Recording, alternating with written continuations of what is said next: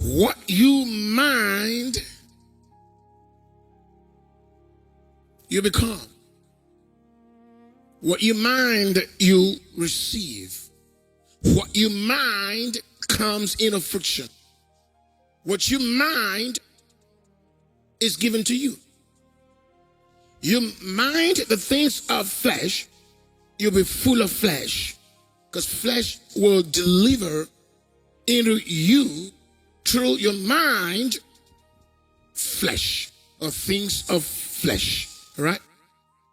What you mind, you receive. Okay, that? So, mind and thing is more or less like a currency in the spirit realms. You see that? You're so rich in the mind. There's no amount of wealth that you don't have in the mind.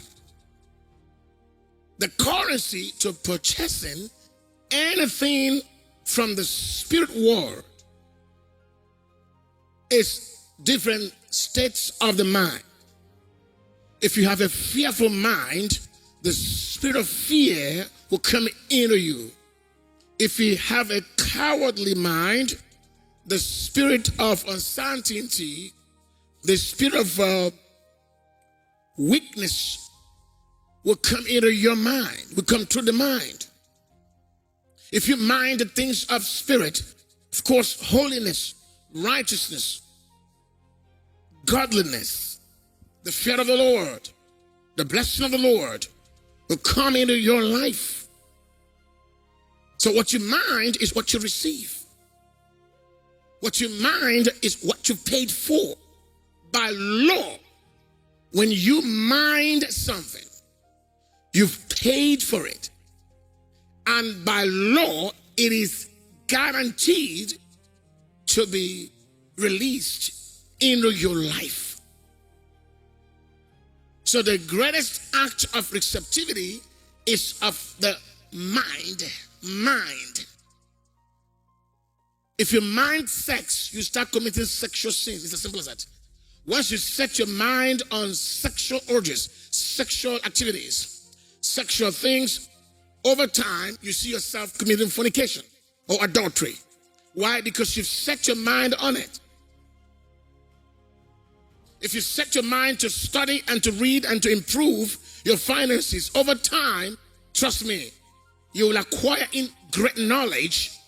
And of course, you start making practical steps and you see how your finances will increase and improve. Whatever you set your mind on, you become. And there's no way anyone can be like Christ without the mind of Christ. The visibility of Jesus Christ comes through having the mind of Christ. Mind of Christ. The mind of Christ. Christ in you, but you don't have the mind of Christ. So there is no evidence, there's no reflection, there's no tangibility that Christ is in you, because you don't have the mind of Christ that gives expression to the visibility, character, power, glory of the residency of Christ in your spirit. Now, we have a bunch of hundreds and, of course, thousands of believers across the world that Jesus lives in their hearts. When they got born again, Jesus came into their hearts, but you don't see the evidence of the residency of Christ in their lives. You don't see the evidence of the residency of Christ in their bodies, in their health, even in their words, in their ways of life. They are full of struggles, full of flesh, full of unrighteousness. And you're wondering, how come this is a pastor that is preaching? This is a sister that is singing. This is a church member that has been there for 20 years, for 30 years, or for 10 years in church, and there's no significant change. You don't see Christ's life like. The reason is because they have Christ in their hearts, but they don't have the mind of Christ. Because the mind of Christ is the bridge, is the link.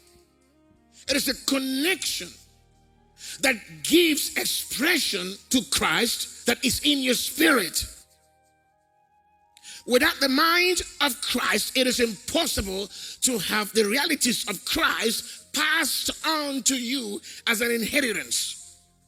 So your qualification to actually access the inheritance of Christ is the mind of Christ. And that's why the Bible says that there is a build-up. A build-up in the sense that the Bible says that, brethren, I commend you to God and to the word of his grace, which is able to build you up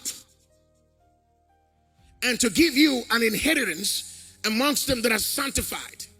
So there is a sanctification requirement or a sanctification process, that in that process of being sanctified, the mind of Christ is developed. And in that mind of Christ becomes your connectivity, your connection to the realities of Jesus that is in your spirit. And over time, you start seeing that the blessings of Christ, the words of Christ, and the residencies of Christ become what you experience.